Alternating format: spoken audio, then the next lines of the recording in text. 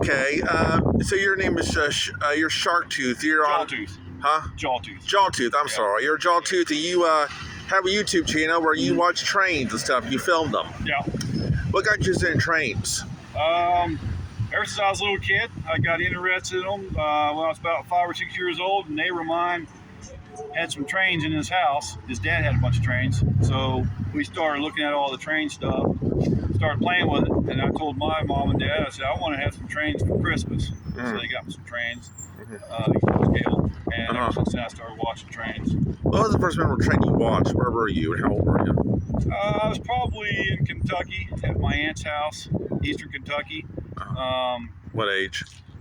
Probably around 7 or 8, something like that. I know when I was 5 or 6, we were playing with the model trains, but the real trains was at my aunt's house, about 7 or 8 years old. And there was a railroad right across the road from my aunt. It's a coal line. They shipped coal, had a tunnel and everything right across from her house, and I would go over there and watch trains and hang out. Well, yeah, the thing was though, now have you ever tried to film like little movies? Like you tried to take like little trains or something like that and have them crash or whatever, like little locomotive toys and crash or whatever, make a movie of it? Yeah, I started doing something like that where I was crashing the trains. I ran one into a pond. I had a piece of track set up and I had a locomotive and 4 or 5 cars. I ran it off the dock into a pond. But I started getting so many complaints. People were complaining saying, why'd you do that to those trains? I would have took them. But I stopped doing it because of that. I was getting a lot of people complaining, even though it was cheap train stuff. Well, it's kind of like the thing with the micro machines. I played with a lot of micro machines, those little cars when I was a kid. Yeah. But also I started kind of wrecking them with some of my dad. And one of my mom's relatives, she had doll houses, and she's like, I'm gonna take a few of those. She put them in her driveway of her doll houses, I guess, after that. Yeah, cool. But the thing was, what's the first you've done all this stuff. Have you ever had a scary incident with a train, like a real train? Have you ever had a close call? There was one, a locomotive derailed one time when I was taking pictures of one, and it derailed at a switch. They were moving some cars around. Yeah. I've seen cars almost get hit at crossings. I got a couple videos where people go around the gates and the train's coming. They almost got hit. Actually filmed one today, just a couple blocks up here, and a car went around the gates and the train was coming. It went around it. I'll be posting that one in a few days probably. Okay. Well, the thing was though, I was wondering, what is the longest train? Where are you at? What's the longest train you ever saw? The longest one I've seen was in Canova, West Virginia. It was a coal train, a loaded coal train with about 225 cars. It had 2 engines on the front, an engine in the middle, and a couple engines on the rear. Right. That was a long train. Really? Wow. I've seen a bunch of them around the 200 car area, but this one was about 225 cars. I think that's the longest one I've seen.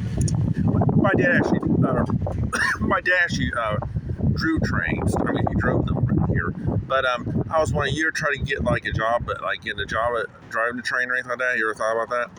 Well, I applied way back when I first got out of high school. I never heard anything. Never called me back. And then I applied, probably 25 years ago. Never heard anything back.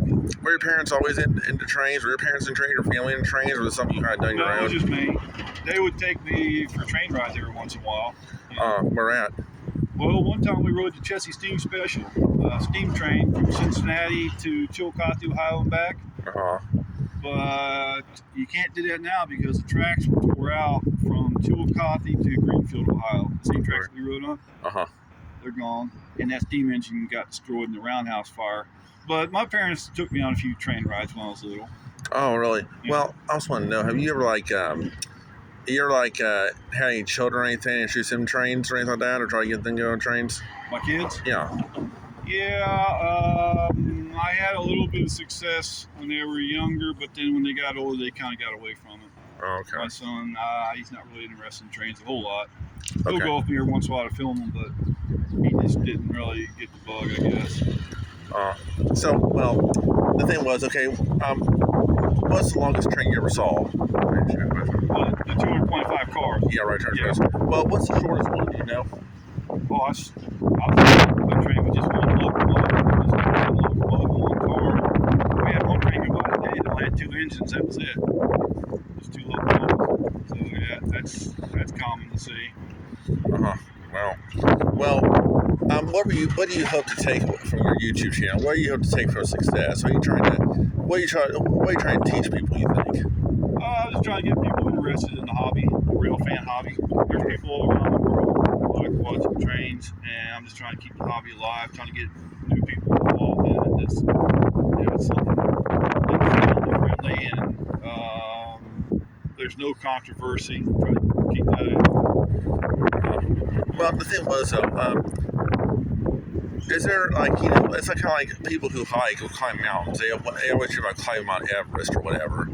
Yeah, I mean, is there like a Mount Everest train that you want to see? Is there like a real train you haven't seen yet that you want to film? Yeah, the United States has what's called the Big Boy steam locomotive. That's the biggest steam locomotive in the world, and Union Pacific got that thing running a few years ago. And it's in 2019 they got that thing running. So they ran it for 2019, and they ran it again for a short time in 2020. But then when the COVID happened, they sent the steam locomotive inside of a building out in Wyoming. It's still sitting there. But I did film that one. Okay. Well, you said you got a lot of fans. And from your YouTube channel, congratulations on the success of it. It's got like so many followers and everything. Big hit channel. Well, I was wondering how often do you get stopped by people who know your channel and watch your videos? How many times do you get stopped by fans? Quite a bit. If I'm at a place where fans hang out, if I go to any place where there's good fans, they watch my videos. I've been for like, I don't know, 9 or 10 years, something like that. So if I go to any designated rail fan spots, people always recognize me. How'd you come up with the name Jawtooth for your YouTube channel? Yeah, Jawtooth. How'd you come up with that name? Well, when I was a little kid, we played on the CB radios, and I tried to come up with a funny name for my CB handle, and I came up with Jawtooth for that. So when I started my YouTube channel, I just thought about using that. Oh, cool. Is there a favorite color of train you have? What's your favorite color train? A color? Yeah. Well, I like the BNSF colors, and multicolored locomotives. I like them. Norfolk Southern's only black and white, so they're not good for filming at nighttime.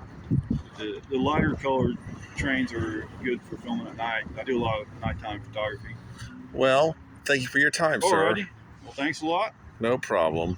Have a good day. Okay, see you later.